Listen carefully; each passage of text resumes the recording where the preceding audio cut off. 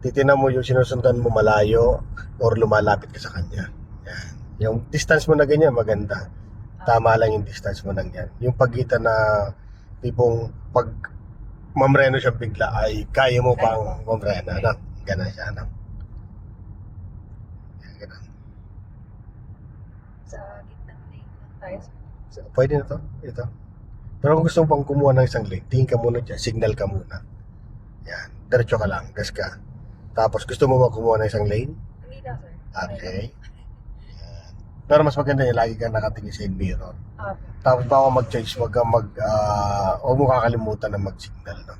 Okay. Tapos titignan mo kung gaano kalayo. Pero try natin ngayon na mag-change ang lane. Naarali natin. Okay. Ha? So ito hiramin ko muna to. Sige. Para makita ko kung gaano kalayo yung nandiyan sa likod mo. Ano? Okay. Okay. So yan, diretso ka lang. Diyan ka lang. Focus ka lang dito sa lane mo. Ha? Ngayon, mayroon dyan sa kaliwa, yung BIOS na nasa kabilang side. Okay? So, down ka muna. Focus ka lang dito. Yeah, very good. Gas. Ngayon, tinan mo sa kabilang lane, walang sakyan. Apo. Okay, pwede ka mag-change ang lane. Ganito pag-change ang lane, dagdag ka muna ng gas muna. Yeah, meron sa sakyan. Dagdag ka ng gas. Diretso. Pag nag-change ka ng lane, nakita mo walang sakyan dyan. Ang kabig ng manibela, ganyan lang. Smooth lang. Kaunti lang. Tapos dadagdagan mo yung gas mo dapat. Dagdagan mo gas mo. Ayan, dapat padagdag. No, kasi pag bumagal ka ng bumagal, laabutan ka na sa likuran. Okay? So once na mag-decide ka na mag-change ang lane, dapat konti lang yung manibela tapos sabay dagdag ng gas. Try natin isa pa. Signal ka ng kaliwa. Okay? Malayo yan ano. Yan, ganyan kalayo, dagdag ka ng gas. Then ganun ka ng konti lang. O yan o. Di ba? So ang ganda ng change ang lane na hindi pasok agad. Apo.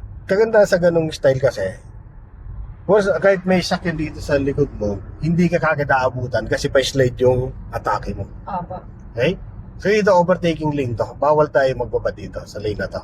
Kailangan ang posisyon natin ay nandito sa isang lane na to. Okay? So signal ka ng kanan.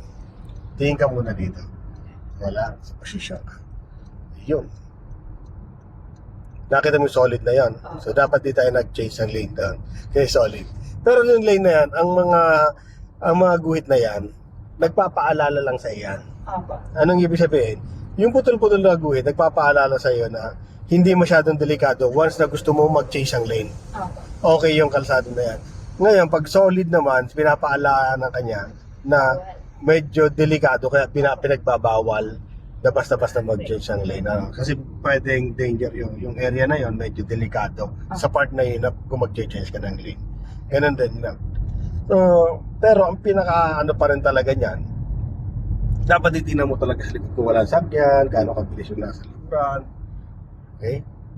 Bago tayo mag-change na. Tapos gaano kalayo yung nasa unahan. Kasi pag nag-change lang ka na, tapos nandyan lang yung sakyan, abutan mo yan.